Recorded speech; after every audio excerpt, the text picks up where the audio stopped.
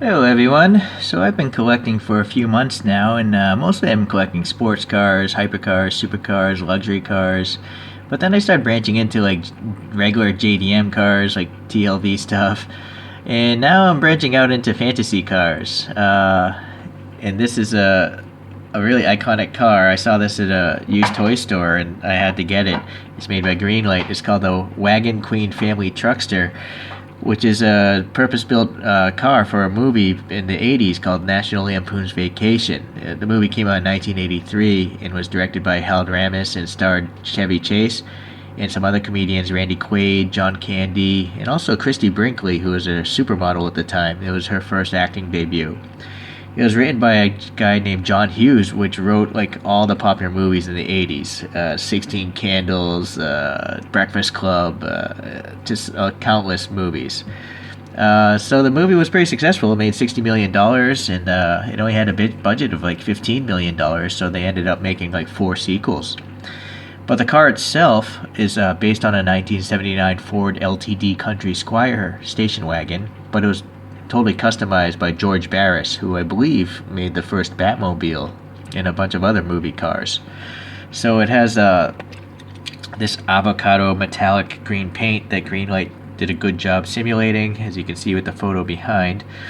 But most notable are the 8 headlights. So what they did with the 8 headlights is they have the standard 2, but they took another pair and just flipped them upside down and stacked them on top. Unfortunately, Greenlight here on this side, it looks great with the separator there, but something went wrong. There's 2 separators on this side, so the printing is just wrong, and it looks like it's like 4.5 headlights or something. It's too bad. I can't fix that, so I'm gonna have to live with it. There's the Vacation logo there, so that looks pretty good. There's a texture here in the grill. It's pretty nice. It's nice to see that there's a separate plastic bumper. That's what I like. I do like that about Greenlight. They're not lazy. It's not molded into the casting and just painted silver. Instead it's a chromed plastic piece. And then this car has all this fake wood paneling that would be found on like Jeep Grand Cherokees and stuff. So they were making fun of that in the real world, by just slabbing all this fake wood on. But I gotta say, Greenlight did a good job here. In fact, let me angle this down and get a better light on this thing. It's too much reflection with the more vertical I go. But see, this wood grain is really fantastic. You'll see there's like knots in it, and it's not identical. It's a different wood grain. If we go around to the side, yeah, the panels are a different wood grain, so that's pretty impressive.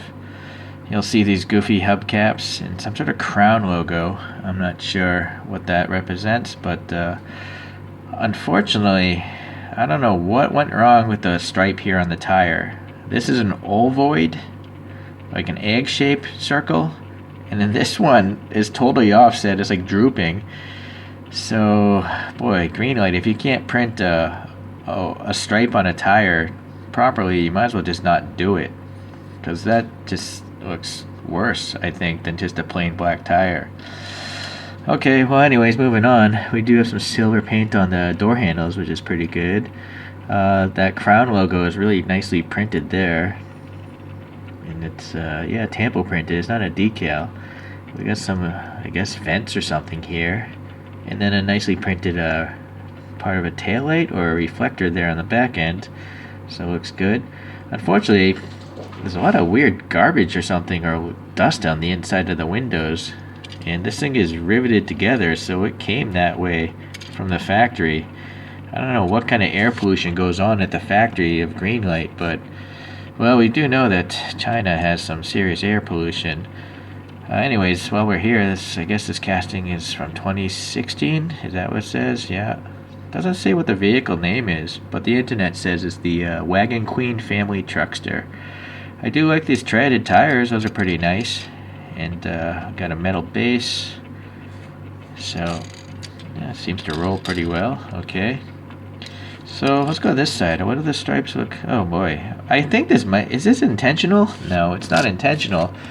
Because if you look at the image back here, those stripes on the tires are pretty much equal. They're normal striped tires. But it's weird because again, on this side, this is a very egg-shaped stripe on the tire, And that one's a little bit close to circular. Weird. Okay, well anyways, we got a bunch of stuff for vacationing, suitcases. Looks like I don't know what that is, but anyways. The roof rack looks like a separate piece. It's pinned in there. Whether it's metal or plastic, I don't know. It's thick enough that it looks like it could be made of metal, but I can't feel a temperature difference. Anyways, nice to see the license plate again, Vacation, the name of the movie. And then it seems to carry over this quad lights theme. I'm guessing these are probably the stock tail lights, and they took a second pair and just flipped them on this side here. George Barris did that. Keyhole thing there, and looks like a handle again. Why are there two handles, I'm not sure, but they are painted silver, as well as the window surround painted silver. And then again, a separate chrome plastic bumper with some black paint for the bumperette things, the rub strips there.